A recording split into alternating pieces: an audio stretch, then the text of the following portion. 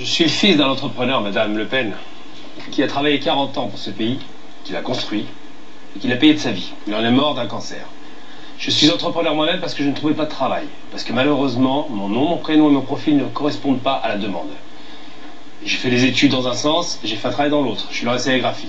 Alors j'ai du mal à comprendre et à intégrer, vous l'avez encore utilisé ce terme, l'immigration.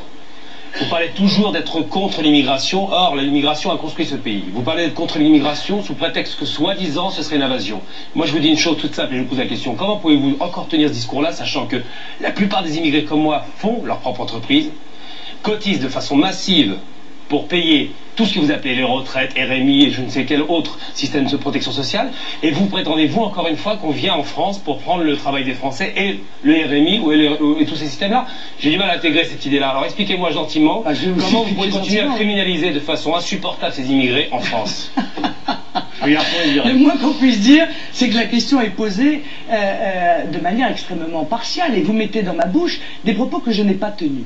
Alors monsieur, je crois qu'on a là, dans votre bouche, mais vraiment le discours symptomatique que l'on entend sur tous les médias, qui est un peu le politiquement correct, le prêt-à-penser, que vous recrachez d'ailleurs parfaitement bien, il faut l'admettre. Il ne recrache pas. Oui, c'est un discours très mâché qu'on recrache dans les médias, à la télévision, à la radio en permanence.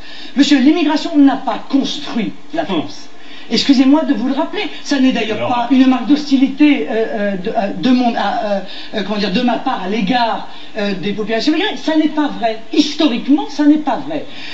La grande partie de l'immigration, la grosse partie de l'immigration est arrivée dans les années 70. Par conséquent, la France était, permettez-moi quand même, admettez-le avec moi, largement construite. Je ne mets pas du tout. Bon, voilà. Par conséquent, l'immigration n'a pas construit la France. La France a accueilli un certain nombre de vagues d'immigrés, dans des proportions d'ailleurs très raisonnables, jusqu'à la fin des années 70. Bien. Une grande partie de ces populations se sont parfaitement intégrées, ont parfaitement assimilé la culture, les valeurs, le mode de vie des Français. Ils sont devenus des Français à part entière. Mais il est vrai qu'à partir d'un moment, à la demande des grands patrons d'ailleurs, on a fait venir une main-d'œuvre étrangère de manière plus massive pour remplir, disait-on, des emplois que les Français ne voulaient pas remplir.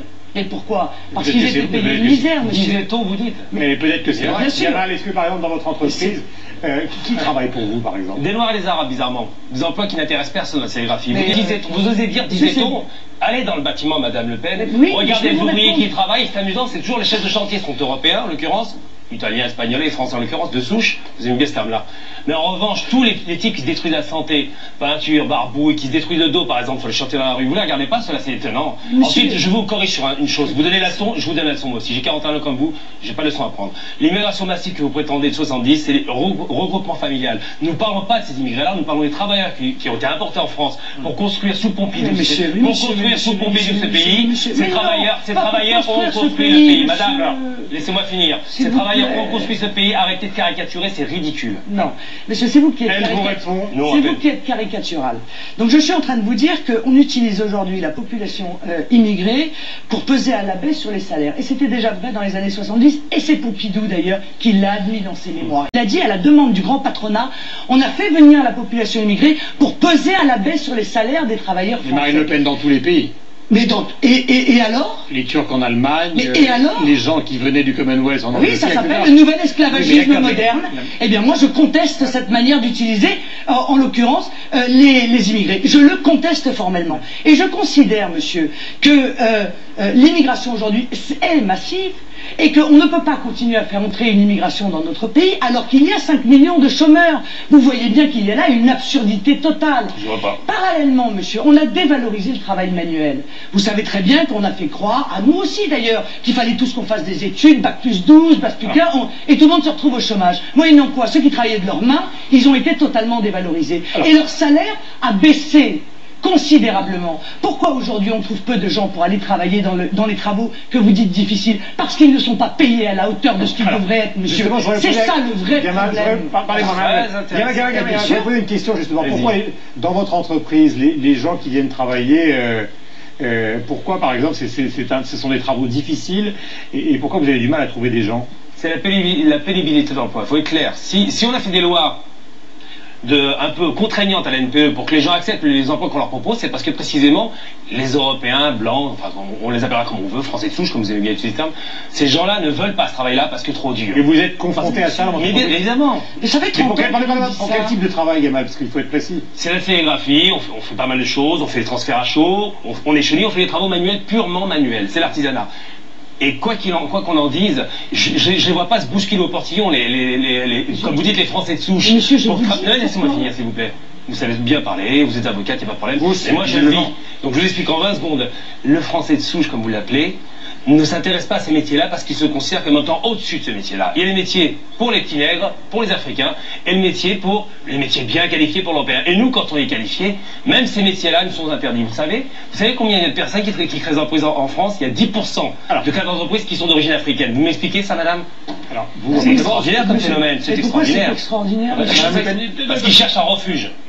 Monsieur, je suis étonné par le mépris que vous avez à l'égard des Français. Vous êtes en train de me dire qu'en gros les Français sont des paresseux, qui ne veulent pas travailler, et que c'est pour ça qu'on va chercher... Non, je ne le crois pas. Si ces travaux pénibles étaient correctement payés, à la hauteur de leur pénibilité, eh bien tout à fait évidemment, il n'y aurait pas besoin d'aller chercher de la main-d'œuvre étrangère pour les remplir. Et je voudrais quand même attirer votre attention, parce que c'est quand même intéressant.